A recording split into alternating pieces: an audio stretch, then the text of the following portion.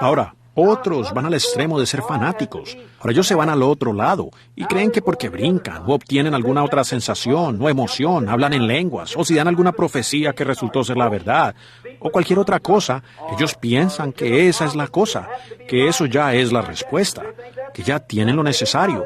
Pero no es así. Jesús dijo, muchos me dirán en aquel día, Señor, Señor, ¿no profetizamos en tu nombre?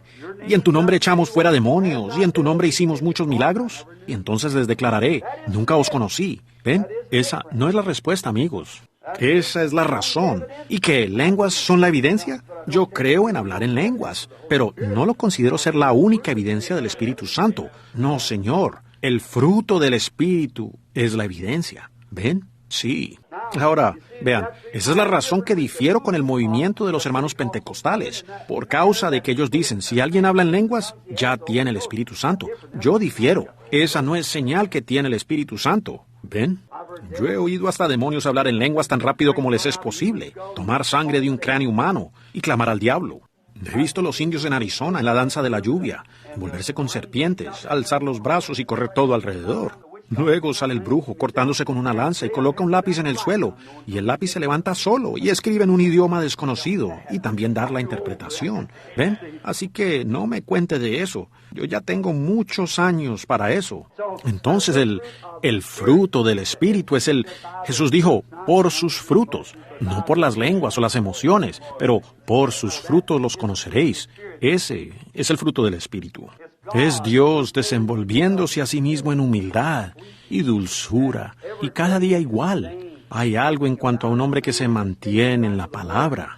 Cada vez que él ve la palabra, la acentúa con amén, sin importarle lo que dicen los demás. Él la cree. ¿Ven? Pero proseguimos solo hasta confiar en algo fanático, y Satanás se mete entre la gente. Ese es el negocio de Satanás, y él tiene éxito en su negocio. Y se mete así entre la gente, y les hace creer que lo tienen todo, únicamente porque pueden brincar, y a la vez odiar a su vecino. No. ¿Ven? El poder decir cosas, y poder hablar en lenguas, y estas otras cosas es maravilloso. Y recuerden, uno puede hablar en lenguas genuinas del Espíritu Santo, y todavía no tener el Espíritu Santo. La Biblia sí lo dice. Si yo hablas en lenguas humanas y angélicas, y no tengo amor, vengo a ser como metal que resuena, o címbalo que retiñe. 1 Corintios 13. ¿Ven? Entonces esa no es la respuesta. ¿Ven? Los metodistas dijeron, cuando gritábamos lo teníamos, pero no lo obtuvieron. Los nazarenos dijeron que cuando vivían santamente lo tenían, pero no lo tenían. Los pentecostales dijeron, nosotros hablamos en lenguas y lo tenemos, pero no lo tenían. ¿Ven? Es Dios desenvolviéndose a sí mismo, no en las sensaciones, no. Sin embargo, las sensaciones lo acompañan. ¿Pueden ver el lugar? Llega a ser tan humilde que cualquiera lo puede ver, si uno no trata de inyectar en ellos su propia mente y sus pensamientos. Es Dios. Entonces, llegan a ser fanáticos. Entonces, por este otro lado tenemos los formales y fríos. Acá tenemos los fanáticos en este otro lado. Pero aquí va la novia por todo el centro, llamando de ambos lados. Correcto. Dios vindicando su palabra a cada paso. Ahora, tengo que dejar un poco de esto a un lado porque es demasiado y el tiempo se nos está acabando. Como pueda, me daré prisa.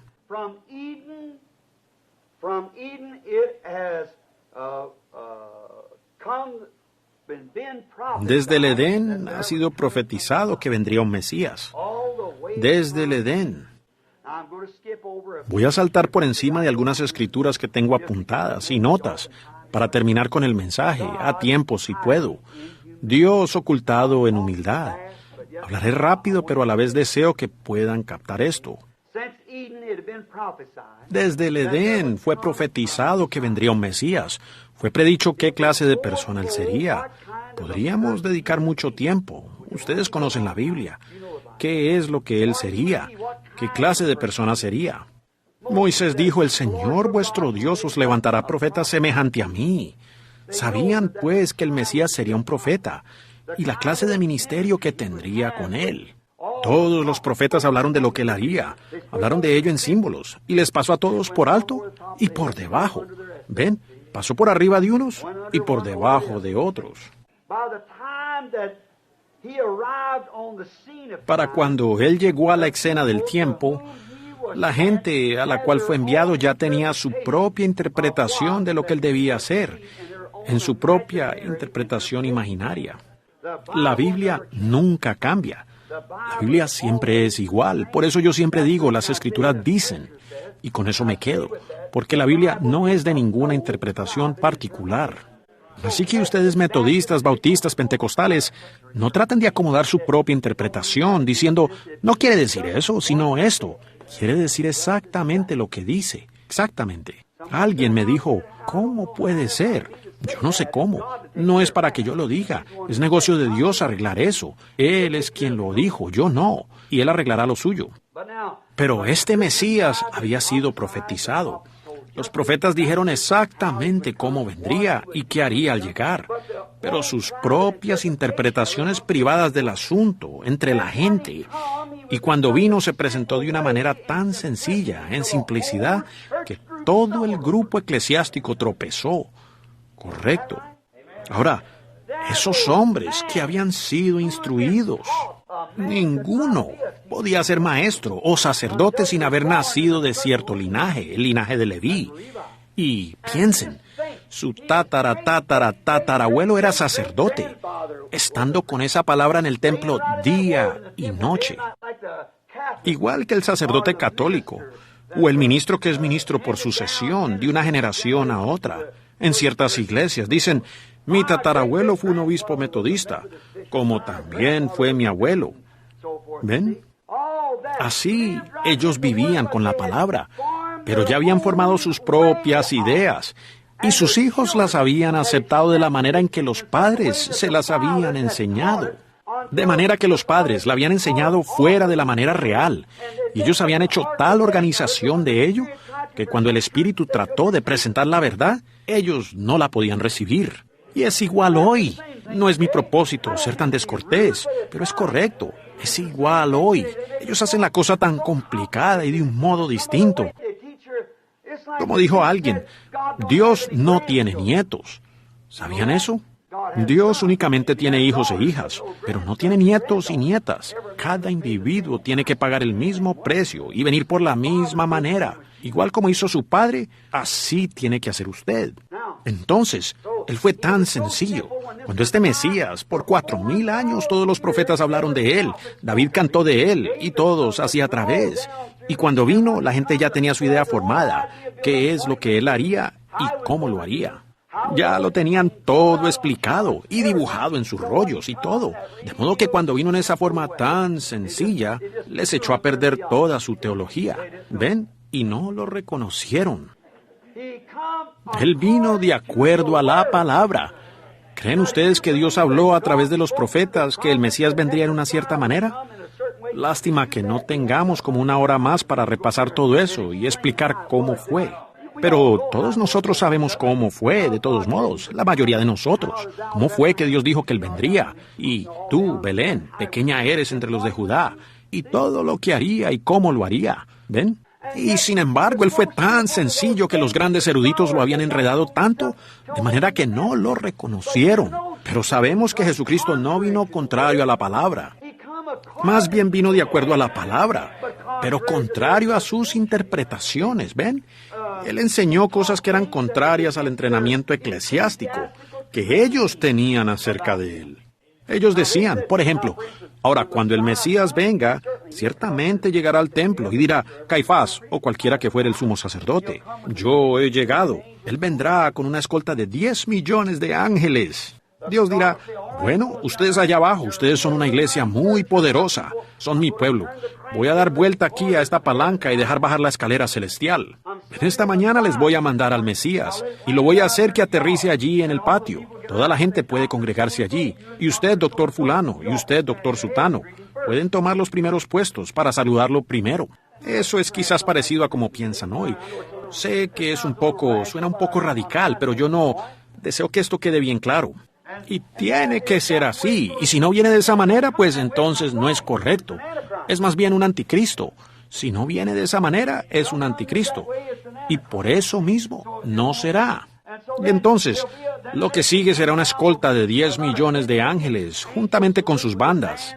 y aterrizarán allí en el mismo terreno donde Salomón edificó el templo. Y todo esto por aquí es lugar santo donde han muerto santos y gente sabia.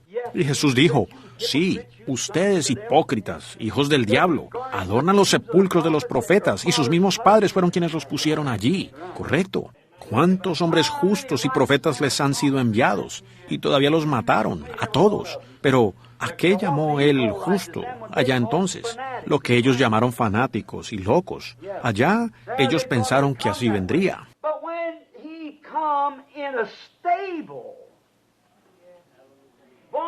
Pero, cuando él vino en un establo, nacido de una virgen, y con apenas un sencillo carpintero como padre adoptivo, y una muchachita desconocida. ¿Ven? No era la hija del sumo sacerdote o algo así. Él vino como por medio de una damita que vivía en una parte muy mala, llamada Nazaret. José era un simple viudo. Su esposa había muerto y le había dejado unos hijos. Y con este estaba ella comprometida. Y así él llegó con un nombre tiznado para comenzar. Decían que nació ilegítimo. ¡Ay, ay, ay! Eso chocó duramente con su refinamiento. ¿Ven? Su ética educacional no les permitió tragar eso. Sus interpretaciones de las Escrituras no traían nada de eso. Pero sin embargo era así, dice el Señor. ¡Oh, vaya! ¿Cómo me da escalofrío solamente pensar en eso? Y ver la misma cosa sucediendo de nuevo. Dios no puede cambiar. Ya son las 12. ¿Paro aquí o qué? Muchas gracias. Quédense quietos por un rato más. Ahora, es que estoy colocando el fundamento para un mensaje venidero. Trataré de despedir el culto dentro de 10 o 15 minutos, si podemos. Dios les bendiga. Ahora fíjense bien. Eso fue tan sencillo que para ellos no dio en el blanco. Pero sí dio en el blanco de Dios, ¿ven? Pegó en la palabra. Él vino exactamente como dijo que vendría. Pero la interpretación de ellos estaba errada. La interpretación acerca del libertador en el tiempo de Moisés también estuvo errada. La interpretación que tenían en el tiempo de Noé estaba errada. Pero Dios viene según su palabra. Luego vino Jesús y él enseñó cosas contrarias. Le decían, si tú eres el Mesías, haz esto y aquello. Si tú eres, baja de la cruz y muéstranos ahora mismo. Ven, pero Dios no hace payasadas para nadie. Dios únicamente hace las cosas que son placenteras y correctas.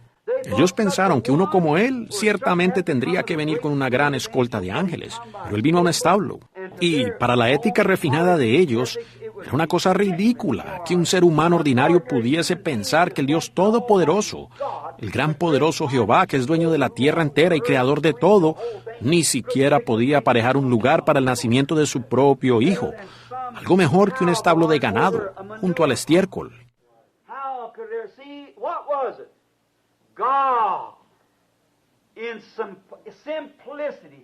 ¿Cómo podría ser? ¿Ven?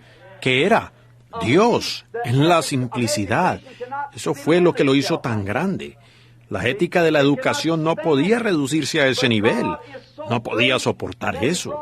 Pero Dios es tan grande que se redujo a tal nivel y ni siquiera hubo ropa para su propio hijo. Piénsenlo bien. Y el mundo. No había cupo en el mesón y bajó a un establo de ganado, una pequeña hendidura, una cueva en el costado de una colina. Y allí, sobre una camita hecha de paja, llegó el Hijo de Dios. Oh, eso era tan diferente al encuentro allá. Y su madrecita estaba por ser madre.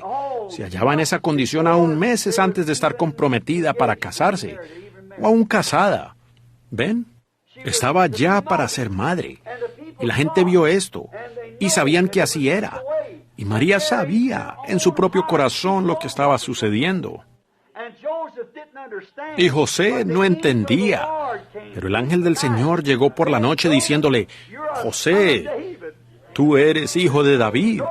No temas recibir a María, tu esposa, porque esto no es nada malo, sino que es del Espíritu Santo.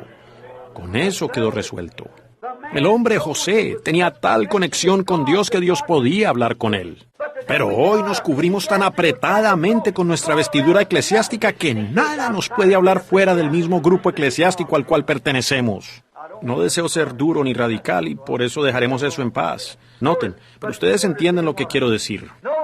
Noten, el establo era un lugar ridículo para ellos, los refinados.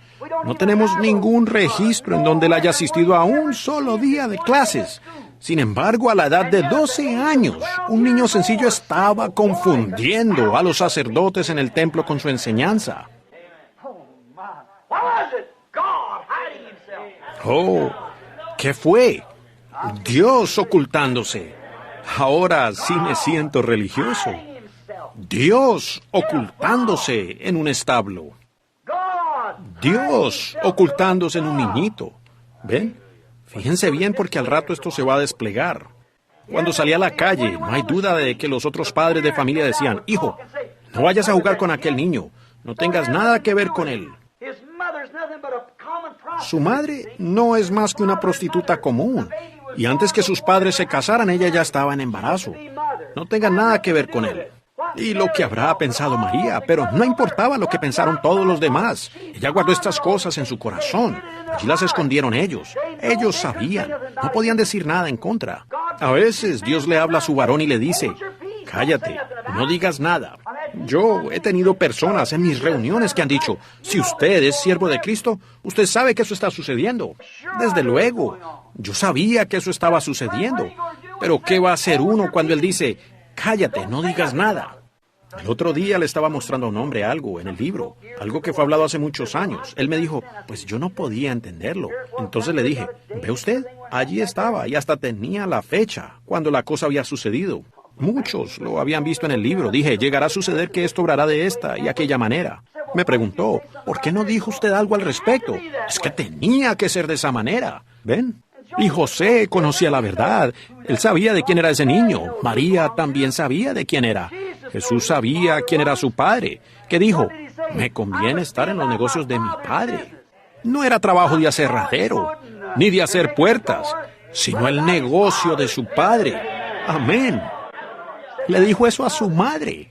¿No puedes entender que ya es tiempo que esté en los negocios de mi padre?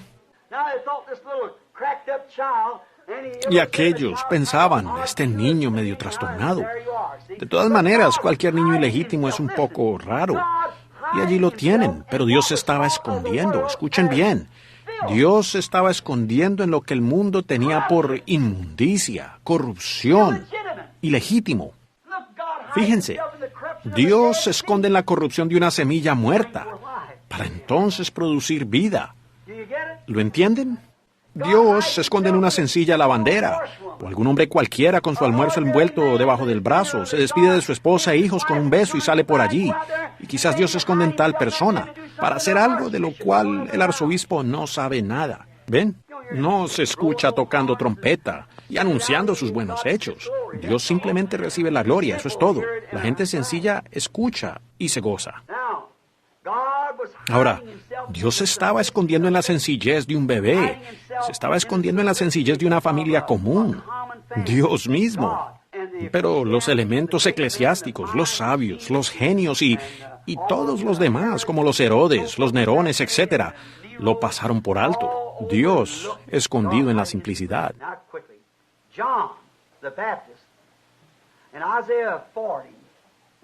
Ahora, rápidamente, Juan el Bautista en Isaías 40, lo podemos ver si lo desean.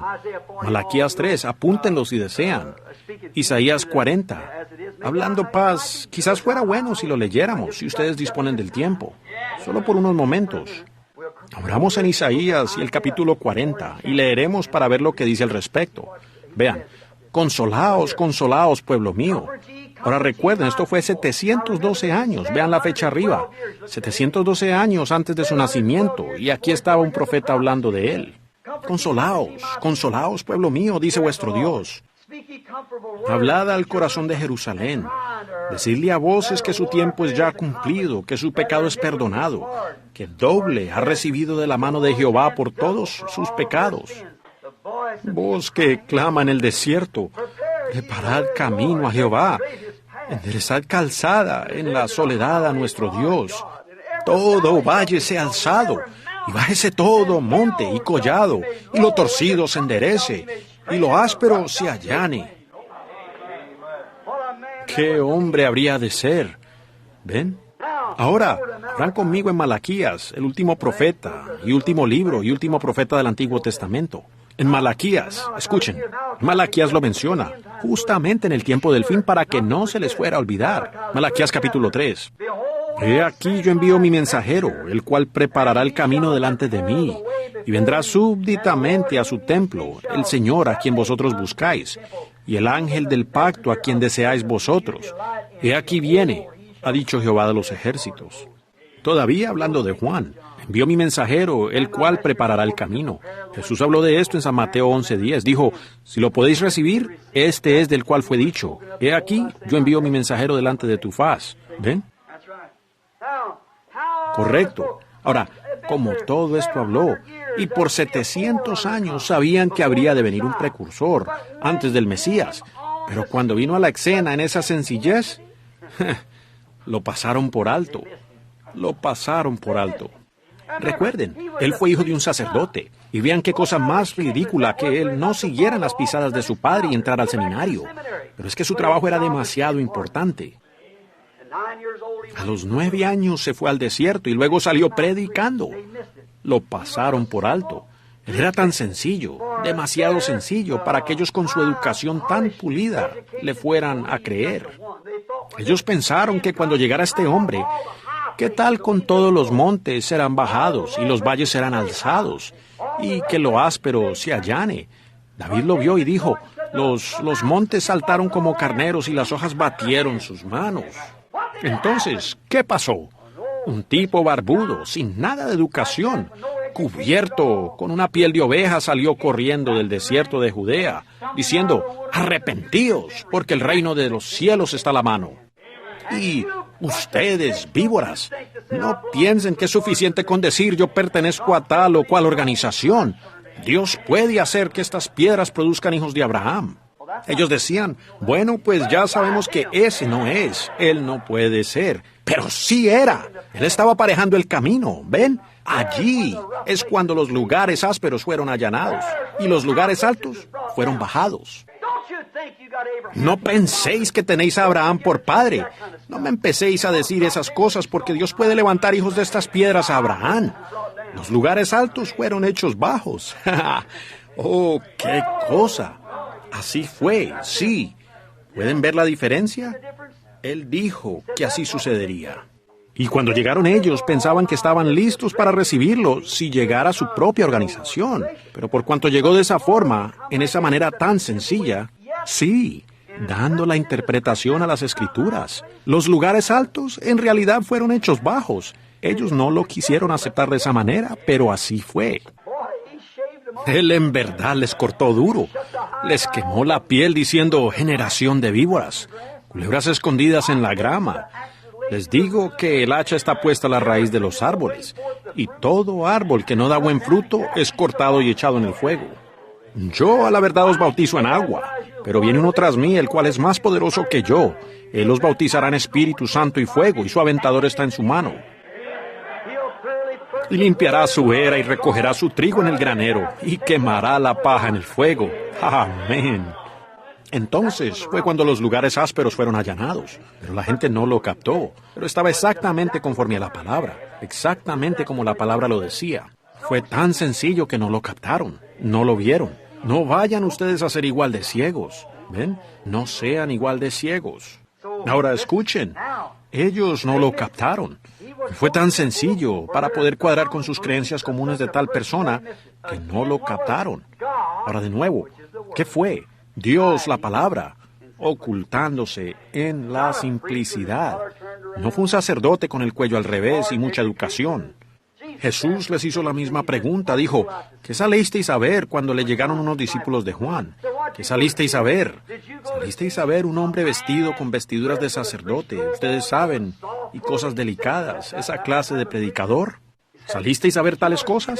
Dijo, no, tales son los que besan los niños, y ustedes saben, entierran los muertos. Ellos no conocen nada acerca de una espada de 2 filos allá en el frente de batalla. Ellos están allá haciendo algún discurso intelectual, al club de Kiwanis o algo. Allí están bien. Pero cuando es cuestión de encarar la batalla, entonces de eso no saben nada. Se mantienen en palacios de reyes y con esa clase de celebridad. Pero les preguntó, ¿pero qué salisteis a ver? ¿Salisteis a ver una caña meneada por el viento? Un hombre que pudiera decir, alguien podría decir, usted sabe, usted pertenece a la iglesia unitaria, pero si se viene con nosotros las asambleas, pues le digo que le haremos, me parece bien, lo haré. ¿Una caña meneada por el viento? Juan no fue así. No. Si usted se viene a ser un saduceo en vez de un fariseo o algo así, allí no se vio a nadie meneado con el viento. Así no era Juan. No, señor, hermano, así no fue. Él preguntó, ¿qué pues salisteis a ver? ¿Un profeta? Sería necesario ser un profeta para hacer esas cosas, ¿ven? Él dijo, ahora, esa fue la evidencia de un profeta, la palabra de Dios con él. La palabra de Dios viene al profeta. ¿Ven? Dijo, ¿qué salisteis a ver? ¿Un profeta? Sí, correcto, pero yo os digo que aún más que un profeta. Sí, porque así fue. ¿Por qué fue más que un profeta? Él fue el mensajero del pacto, seguro para cerrar la brecha entre la ley y la gracia. Él fue la piedra angular de la cual se había hablado. Él dijo, si podéis recibirlo, este es aquel de quien los profetas hablaron. He aquí, Malaquías 3, yo envío mi mensajero, el cual preparará el camino delante de mí. ¿Ven? Oh, él fue tan sencillo. Dios, una vez más, ocultándose en la simplicidad. Ahora fíjense en lo que hizo. Predicó del poderoso Cristo que venía. Su aventador en su mano está, y está aparejando su camino. Ciertamente limpiará todos sus pisos. Juntará toda la basura y la quemará. Correcto. El grano lo juntará y lo llevará al alfolí. ¿Ven? Él estaba inspirado. Pero cuando llegó Jesús, estaban esperando, y todos los apóstoles estaban buscando la llegada de algo tremendo. Decían, ¿qué cosa? Él ya viene, y cuando llegue será poderoso, y destruirá a todos los romanos. Hará que los griegos se aparten para acá, y los romanos para allá, cuando Él venga.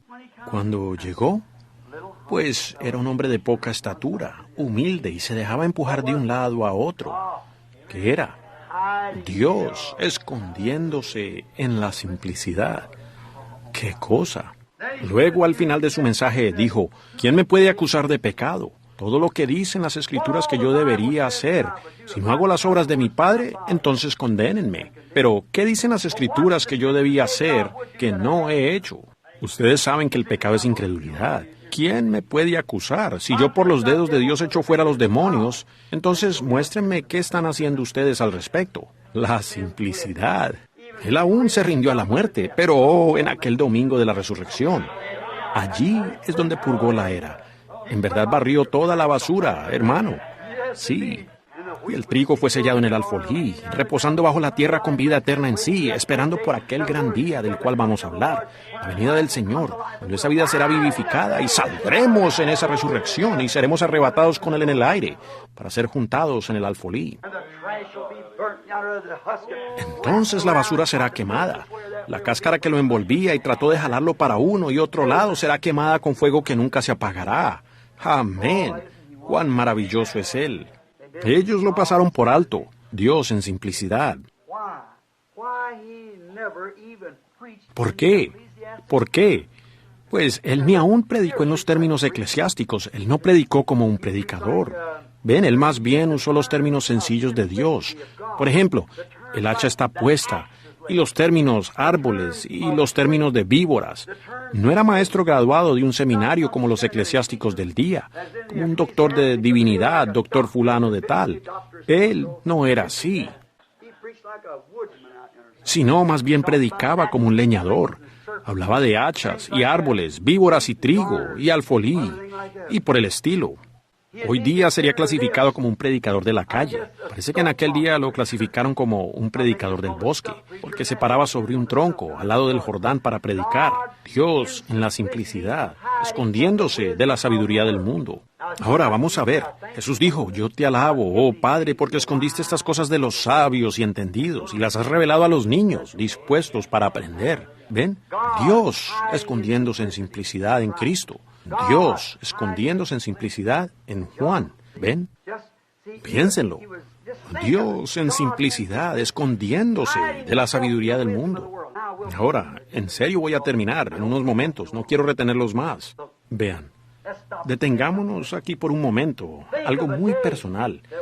Piensen en el día en que estamos viviendo, ya para terminar. Piensen en el día en que estamos viviendo. Dios habiendo bajado a un lugarcito tan humilde, donde nos hemos estado reuniendo, sanando los enfermos, Y los ricos, los altivos y los de mucha educación, diciendo, los días de los milagros han pasado. No hay tal cosa como sanidad divina. ¿Recuerdan el mensaje que prediqué en este mismo lugar el día que me fui de aquí? Acerca de David y Goliat. Me dijeron, hermano Branham, ¿cómo va usted a enfrentarse con un mundo educado con tanta cosa? Respondí, yo no sé cómo lo voy a enfrentar. Dios me dijo que fuera. ¿Ven? Eso es todo. Es su palabra. Él lo prometió. Y la hora ha llegado. Cuando el ángel que ustedes ven en esta fotografía bajó al río aquel día, ya se cumplirán 30 años este junio que viene. Y dijo, así como Juan el Bautista fue enviado, y esto sucedió ante más de 5,000 personas, la hora ha llegado cuando tu mensaje rodeará el mundo. Ustedes se acuerdan de la crítica que hubo. Si hubieran algunos que estuvieron presentes, quizás Roy Slaughter o algunos sentados aquí se acuerdan de aquel día, también la señora Spencer o algunos de los ancianos que sabrían, George Wright o algunos de ellos que saben cómo fue. ¿Y ha sucedido así? Así ha sucedido.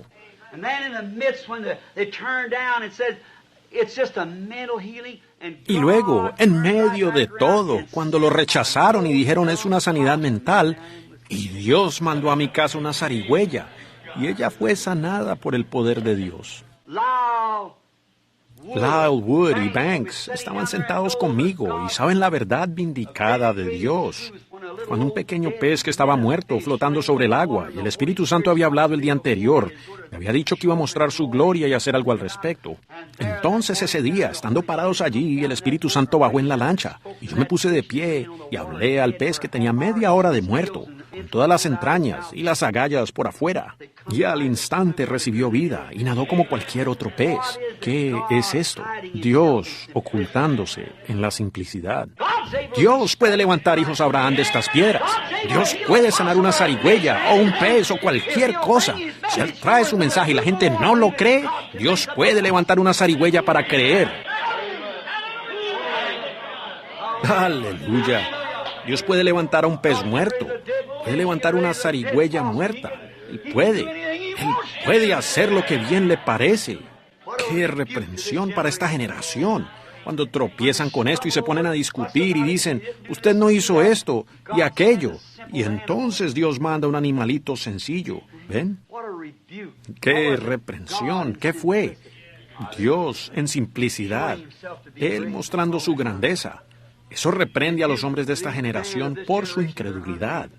Hoy día piensan como siempre han pensado, que tiene que ser hecho de su propia manera. Si acaso hay algo que se llame la sanidad divina, como me dijo un hombre católico, un señor me dijo hace poco, ustedes saben. Uno llamado Ayers, cuando fui a Houston para ver a su hijo, él me dijo, si eso fuera donde Dios, tendría que venir por medio de la Iglesia Católica. ¿Ven? Sí, y los metodistas piensan que tiene que venir por la suya, y los pentecostales piensan que tiene que venir por la suya, pero no vino por ninguna de ellas. Vino en el poder de la resurrección de Jesucristo, manifestándose a sí mismo. Correcto, seguro, Él lo hace. Sí, vigílenlo bien. No dejen que esto se les escape. Reténganlo en su corazón. Recuérdenlo y mediten sobre ello. Tiene que venir de su propia manera, de su propia denominación. Y si no viene de esa manera, entonces no es Él. Es pura psicología, o viene del diablo, no es de Dios. Porque si fuera de Dios tendría que venir de su propia manera, así como nosotros lo tenemos interpretado. Así tuvo que venir Jesús a los fariseos. Tenía que ser de esa cierta manera. ¿Ven? Si Dios iba a enviar un Mesías, ellos ya tenían la interpretación cómo tenía que venir. Y por cuanto vino de otra manera, entonces no fue el Mesías, fue más bien un hijo ilegítimo, fue un Belcebú, pero era Dios. Escondido en la simplicidad. El precursor tiene que ser un hombre con tal grado de educación. Cada año cuando ordenaban sus ministros y los enviaban como misioneros para ser prosélitos y engrandecer, con cada uno pensaban, este va a ser el precursor que ha de venir. Pero Dios lo levantó del desierto, donde no había seminarios ni esas cosas. Dios se estaba escondiendo en la humildad, en la simplicidad. Ahora, esperen, concluyendo, déjenme decir esto. Al rechazar el mensaje sencillo de Dios y su manera tan sencilla, es ser destruido eternamente. Ahora, así es nosotros hablamos de qué tan sencillo es, y la gente piensa que se puede burlar, pisotear y tratarlo de cualquier manera, pero eso es separación eterna de Dios. Aquellos que murieron en el día de Noé, y no prestaron atención a su mensaje, perecieron. Y Jesús fue a predicarles en las cadenas de oscuridad durante su muerte, antes de resucitar. Y Él fue al infierno y predicó a los espíritus encarcelados, que no se arrepintieron durante la gran paciencia en los días de Noé, mientras un hombre sencillo predicaba un mensaje sencillo de Dios. Fue y dijo, Noé predicó que yo vendría. Ahora, aquí estoy. Correcto. ¿Ven? Aquellos que rechazaron escuchar al mensaje del profeta Moisés allá en el desierto, el cual recibió de Dios y el cual fue correctamente vindicado con la columna de fuego. Fueron guiados al desierto, luego trataron de levantarse y hacer una organización. Todos ellos perecieron y murieron en el desierto, con la excepción de 2 hombres, Josué y Caleb. Luego los fariseos estaban tan ciegos que no lo pudieron ver. Por consiguiente, miraron hacia atrás y dijeron, nuestros padres comieron del maná en el desierto. Y Jesús les respondió, y todos están muertos. Ellos vieron la gloria de Dios y anduvieron en la luz de Dios. Anduvieron en la luz. Anduvieron en la luz de la columna de fuego. Anduvieron en la presencia de su poder. Anduvieron por los lugares que el Espíritu Santo les preparó. Comieron del maná que cayó del cielo, el cual Dios proveyó, y perecieron, y terminaron en el infierno. Todos están muertos. Usted puede examinar esa palabra y significa separación eterna de la presencia de Dios. Todos están muertos. ¿Ven? Todo aquel que rechazó a Jesucristo ha perecido. ¿Ven lo que quiero decir? El rechazar esa simplicidad de Dios no es que usted simplemente diga, bueno, pues yo cometí un error. No se hace de esa manera. Dios no lo recibe de esa manera. Usted perece eternamente. Nos conviene estar pensando en algo. Ahora, la cosa tiene que ser correctamente identificada por Dios. Y si así es, entonces es su palabra, ¿ven? Como aquellos que rechazaron a Moisés, que rechazaron a Elías, que rechazaron a Juan, que rechazaron a Jesucristo. Cada uno en su día. Ahora, permítame decirles esta cosita. Y ojalá no esté dañando mucho. Pero fíjense, el otro día fui llamado a Houston, Texas, para ayudar en el esfuerzo en obtener un perdón. Había reunido a varias personas para que les predicara un mensaje. Y era para que esta gente firmara para que les otorgaran un perdón para estos jóvenes que estaban en problemas. Quizás ustedes leyeron de este caso en los periódicos. El preso es el hijastro de este señor Ayers. Y el señor Ayers es quien tomó esta fotografía del ángel del Señor, que se ve aquí. Él es católico romano y su esposa es judía. Él se casó con esta judía. Ellos no hablaban de religión en el hogar. Y Ted Kipperman, quien también estaba con él en el negocio, tenían el estudio Douglas. Y cuando ellos vinieron, a donde estaba el señor Best, el doctor Best de la iglesia bautista, el cual con el puño debajo de la nariz del hermano Bosworth, y enfurecido dijo, ahora tomen una fotografía así. Yo voy a tomar la piel de este anciano y la voy a poner sobre la pared de mi estudio, como monumento a la sanidad divina. Y antes de que yo fuera a Houston, Texas, el Señor Dios me había dicho que fuera. Por lo tanto, yo estaba allí en el nombre del Señor. Y ustedes saben del debate y todas las cosas que sucedieron. Las han leído en los libros, etc. Y allí estaba todo. Luego, en esa noche solamente, tratando de solo andar humildemente, pues dijo, esta gente es una bola de ignorantes, dijo el doctor Best. No pasan de ser una bola de ignorantes. No hay gente que crea en la sanidad divina. Esas cosas son boberías. Ellos no reconocieron que era Dios en simplicidad. Dijo, pues este hombre no tiene educación, ni de primaria. Él tenía todos los títulos de educación que se podía obtener, y pensó que podía aplastar al hermano Bosworth. Pero cuando fue cuestión de la palabra, él no le llegaba al hermano Bosworth ni en la 10ª parte. ¿Ven? Y el hermano Bosworth sabía dónde estaba. Algunas de sus gentes aquí hoy estaban allá esa noche en el debate. Y allí estaba la cosa. Y continuaba con sus denuncias diciendo que éramos ignorantes. Y decía, gente que piensa decentemente ni cree así. El hermano Bosworth dijo, un momento. ¿Cuántos individuos en esta ciudad? Había como 30,000 sentados allí esa noche. ¿Cuántas personas en esta ciudad que asisten a estas iglesias bautistas tan finas pueden probar por la firma de su médico que han sido sanados por el poder de Dios desde que el hermano Branham ha estado en esta ciudad? Por favor, pónganse de pie. Como 300 se pusieron de pie. Entonces le preguntó, ¿qué de eso? Allí estaba la cosa. Dios estaba escondiéndose en la simplicidad. Luego dijo, hermano, entonces él dijo, traigan pues al sanador divino. Déjeme verlo hipnotizar a alguien y luego déjeme ver a esa persona después de un año. Y Ted Kipperman y el señor Ayers, el mismo que tomó la fotografía, dijo, el señor Branham no es otra cosa que un hipnotista. Yo vi a una mujer que tenía un bocio en el cuello y él la hipnotizó. Al día siguiente yo hablé con ella y no tenía nada. Es que el hombre la había hipnotizado. Y él estuvo burlándose tanto y hasta dijo que yo debía ser echado de la ciudad y que él mismo era quien lo debía hacer. Y todo esto estaba saliendo diariamente en los encabezamientos del periódico, la Crónica de Houston. Yo nunca dije nada. Yo estaba allí para cumplir con los negocios de mi padre, y eso era todo. Mantenerme con la palabra. Me había enviado y era negocio suyo. De esa noche, cuando bajé a la plataforma, dije yo no soy sanador divino. Si alguien dice eso, está errado. Yo no deseo ser llamado sanador divino. Ahora, si el doctor Best predica la salvación, él no desea ser llamado un salvador divino.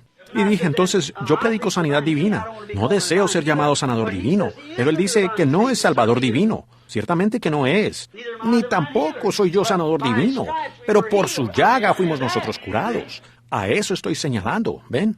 Él decía boberías y estaba dando vueltas allí. Entonces dije, pero si la presencia y este don de Dios, este ángel del Señor, si hay duda de eso, pues eso puede ser probado. Y en ese instante, allí venía girando rápidamente. Dije, ya no hay necesidad de que yo hable. Él ya habló por mí. Entonces nos fuimos.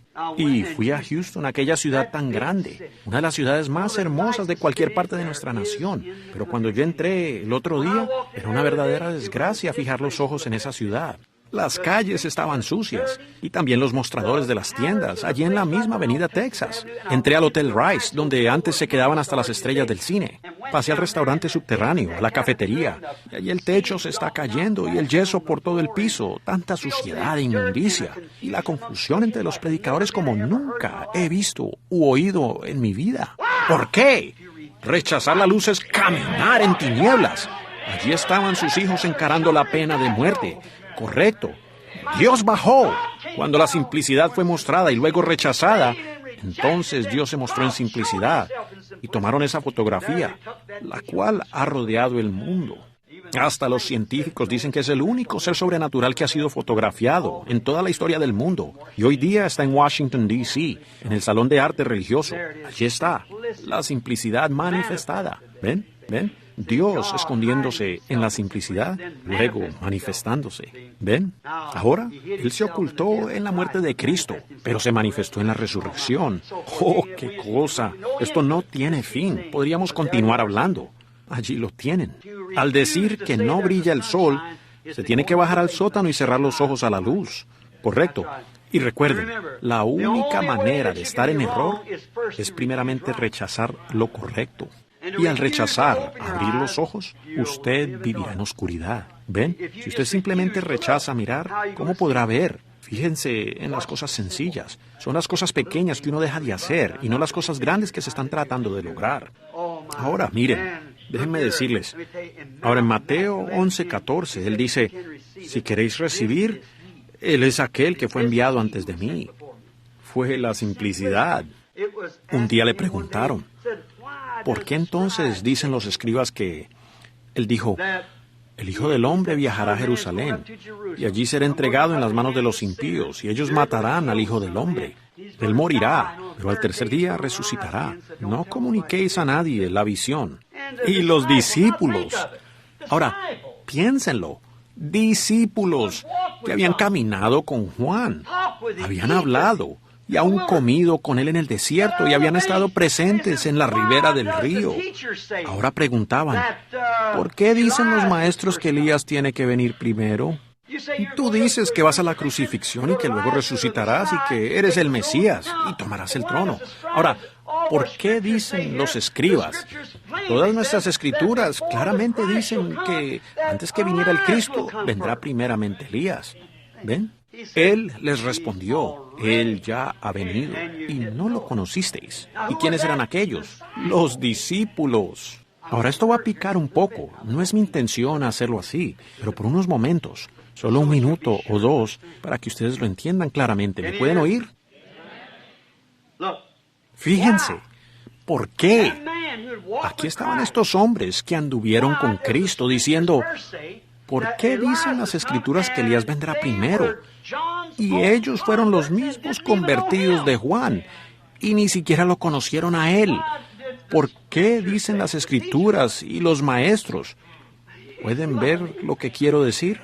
¿Por qué dicen las Escrituras que primero Elías tiene que venir? Discípulos que caminaron con él. ¿Por qué dicen las Escrituras que primero Él tiene que venir antes de estas cosas y restaurar todas las cosas? A la verdad, lo logró como para unos 6 individuos, porque esos eran todos los que habían. ¿Ven? Fueron todos los que debían recibirlo, los que estaban ordenados para verlo. Jesús dijo, Él ya vino, y ustedes no lo conocieron, pero hizo todo lo que las Escrituras dijeron que debía hacer. Restauró a aquellos, todos ustedes, que me han recibido a mí y me han creído. Él hizo exactamente como dijeron las Escrituras que haría, y la gente también hizo con Él lo que las Escrituras dijeron que haría. Él ya vino, y ustedes no lo conocieron. Ahora, ¿están listos? Quiero sacudirlos un poquito. El rapto sucederá de la misma manera. Será tan sencillo, sin duda. Será muy semejante, pues un día de estos el rapto vendrá y nadie sabrá nada al respecto. No se vayan a levantar para salir todavía, pero estúdielo por un momento. En serio, ya vamos a terminar. El rapto vendrá de una manera tan sencilla hasta que los juicios comenzarán a caer. Y entonces verán al Hijo del Hombre y dirán, ¿no debíamos de tener esto y aquello? ¿No debía haber un Elías enviado a nosotros y no debía haber un rapto? Jesús dirá, ya sucedió y no lo supisteis. Dios en la simplicidad. ¿Ven? Y durante esta semana vamos a entrar en unas enseñanzas muy profundas. Ahora, noten, el rapto, serán muy pocos los que subirán en esa novia. No será... ¿Ven ustedes cómo los maestros lo tienen calculado? Tienen cuadros hechos donde suben 10 millones de personas por este lado. Y todos son metodistas si es un predicador metodista. Si es pentecostal, todos los que suben son pentecostales. Eso es tan lejos de la verdad. Quizás habrá uno saliendo de Jeffersonville, alguien que de repente desapareció. Dirán, pues, uno nunca, los demás ni lo sabrán. Uno saldrá del estado de Georgia, ¿ven? Uno saldrá de África. Y digamos que hubieran 500 personas vivas que subirán en la traslación. Ahora, esa no es la iglesia en sí, esta es la novia. No es la iglesia, esta es la novia, ¿ven? La iglesia subirá por miles, pero en la próxima resurrección, ellos no vivirán hasta que sean cumplidos los 1000 años. ¿Ven? Pero en la novia, si 500 personas desaparecieran de la tierra en este mismo momento, el mundo ni cuenta se daría. Jesús dijo que habrían 2 en una cama. Tomaré uno y dejaré al otro.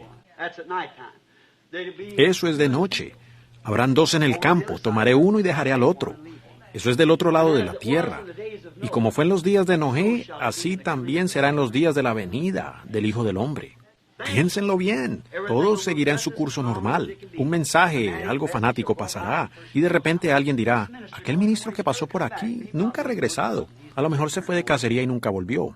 Y este otro tipo se fue por allá, y ¿sabe usted?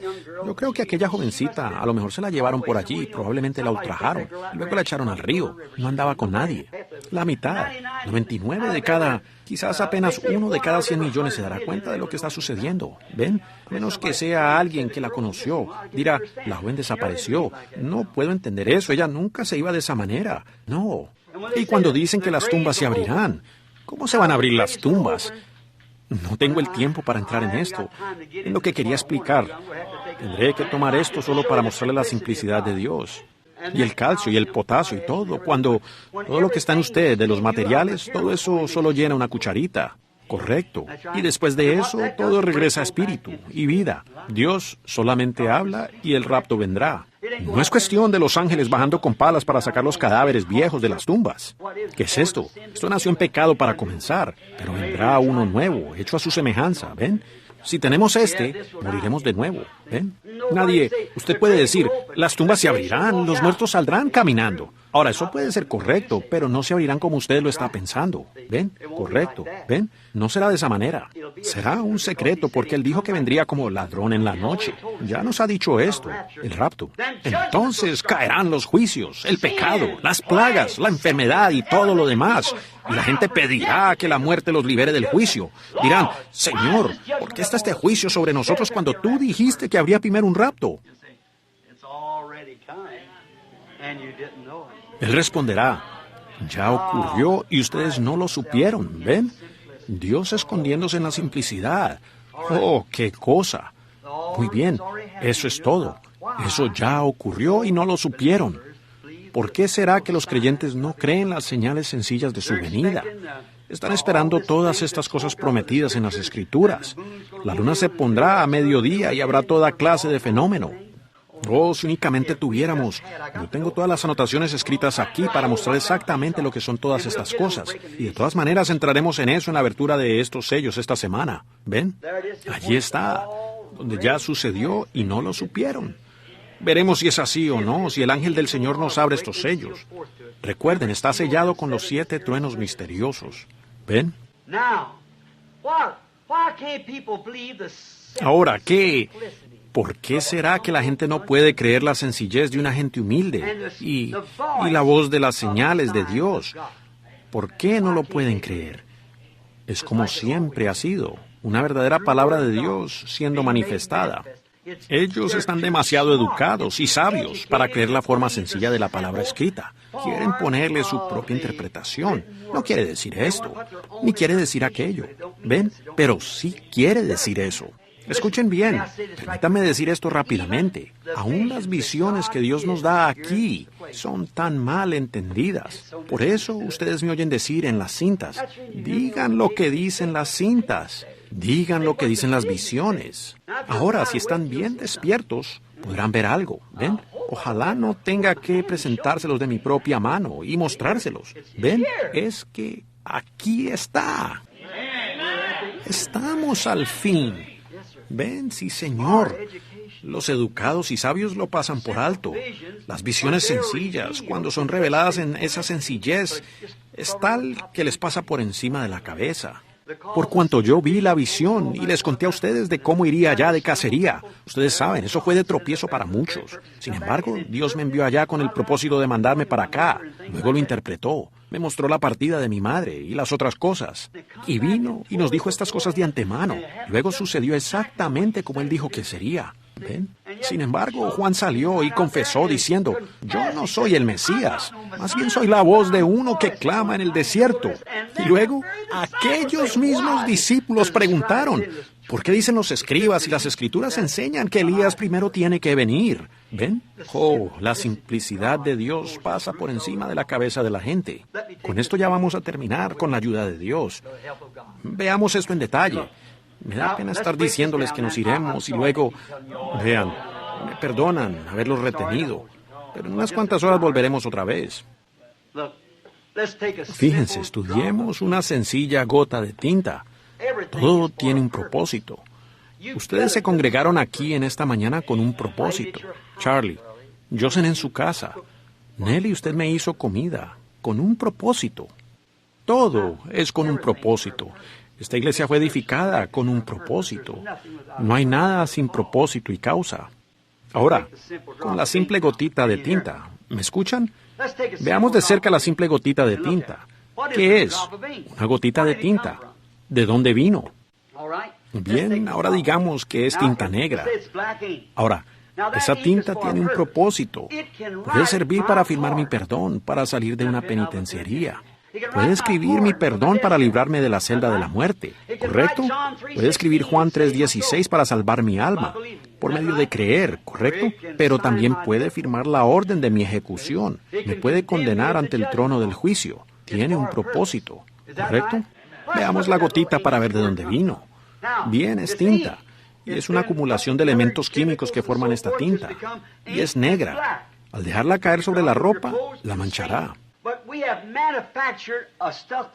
Pero hemos manufacturado un blanqueador llamado cloro. Ustedes, las hermanas, lo usan. Si yo tomo esa gotita de tinta y la echo en una tina de cloro, ¿qué sucederá con la gota de tinta? ¿Ven? ¿Por qué? El cloro ha sido inventado y manufacturado como un producto químico que puede quebrantar el color de tal forma que usted no lo puede hallar. Ahora, una parte del cloro es agua. El agua es H2O, lo cual es hidrógeno y oxígeno. Y tanto hidrógeno como oxígeno son explosivos peligrosos. Y el hidrógeno y el oxígeno en realidad no son más que ceniza. Eso es lo que son. Son ceniza química. Ahora, al unirlas, se produce el agua. Pero al apartarlas, son hidrógeno y oxígeno, y de allí se puede continuar. Ahora, al entrar en esto, tomemos, yo no puedo, quizás hubiera algún químico sentado aquí, y no quiero decir esto porque sé que algunos químicos lo dirán después. Yo no conozco las fórmulas, pero lo trataré de explicar en mi manera humilde, confiando en que Dios se revele en esto. Fíjense bien, yo puedo echar esa gotita de tinta en una tina de cloro. ¿Y qué sucede? Inmediatamente desaparece el color negro. Usted no lo podría hallar de nuevo de ninguna manera, porque ya no existe. Usted jamás lo volverá a ver. ¿Qué sucedió? Ahora usted no ve ninguna seña. No. ¿Por qué? Porque está deshecho. Ahora la ciencia diría que se ha vuelto a sus ácidos originales. What do the acids come from? See? Well, you see, it come from certain things. ¿De dónde, pues, vienen los ácidos? Usted puede responder que vienen de ciertas cosas. Muy bien, por ejemplo, de los gases, los cuales formaron los ácidos. Bien, ¿de dónde vienen los gases? Podríamos decir que son hechos de moléculas. ¿De dónde vienen las moléculas? ¿De átomos? ¿De dónde vienen los átomos? ¿De los electrones? ¿De dónde vienen estos? De la luz cósmica. ¿Pueden ver? Ahora, ya volvimos más allá que los mismos eruditos en química. Y si es una sustancia y una creación, tiene que venir de un creador. Entonces, usted no está sentado aquí por casualidad. No les estoy tomando el tiempo hasta las 12:30 o la 1 de la tarde por casualidad. Por Jehová son ordenados los pasos del hombre justo. ¿Ven? Hay una razón tras estas cosas. Hay razón para que usted crea. Y hay alguna razón para que no crea, igual como sucede con la tinta. Ahora entremos en más detalles. Ahora lo primero, después de haber llegado, volvamos hasta las moléculas. Luego tomamos, digamos, molécula número 1 por molécula 9, por molécula número 12. Si hubiera sido el número 11 nos hubiera dado el color rojo, pero tuvo que ser el 12 para producir el negro. Luego, tomándolo en términos de átomos, podríamos decir átomo 9,6 por átomo positivo 4,3, lo cual nos da átomo 16,11. Si hubiera sido el 16,12, quizás hubiera sido púrpura. ¿Ven? Y esto se continúa dividiendo. Muestra que hubo algo allá en el principio. Eso apenas es el razonamiento común. Es una creación y tiene que tener un creador. Y todo salió de un creador. Todo fue determinado y colocado en estas distintas cosas. Ahora, la ciencia no puede tomar átomo B16 por 12 por 14 por otra cosa para producir ese resultado. Dios tuvo que hacer eso. Y luego, cuando es dividido al término de átomos, pues la ciencia allí puede empezar a entender. Cuando llega a moléculas, lo pueden ver aún mejor. Luego de allí a otras cosas. Luego llegan las sustancias químicas, las cuales las pueden unir. Ahora, el hombre, antes de haber pecado, ya en conclusión, por favor, no se les pase esto. Cuando el hombre pecó, se separó de Dios y allí cruzó el gran abismo, colocándose en muerte de este lado. Se vino y no había manera de regresar. Exactamente. No había manera de regresar. Pero cuando esto sucedió, Dios entonces aceptó un sustituto, un cordero, una cabra u oveja para la sangre, de lo cual habló Abel, del otro lado del abismo. De aquel lado, él es un hijo de Dios, un descendiente de Dios, un heredero de la tierra, podía controlar la naturaleza, podía hablar algo a la existencia, pues él mismo era un creador. Él es un descendiente de Dios. Pero cuando él cruzó el abismo, fue separado de su estado de hijo. Es un pecador por naturaleza. Está bajo las manos y el dominio de Satanás. Luego Dios tomó un sacrificio, la química de la sangre. Pero la sangre de machos cabríos y de becerros no divorció el pecado. Únicamente lo cubrió. Si yo tengo una mancha roja en la mano y la cubro con algo blanco, la mancha todavía está. ¿Ven? Todavía permanece.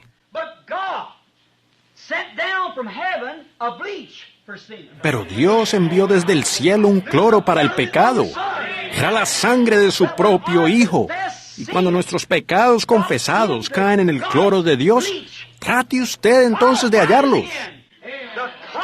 El color del pecado regresa a través de los mediadores y a través del tiempo hasta llegar al mismo acusador, Satanás, y allí permanece sobre él hasta el día del juicio.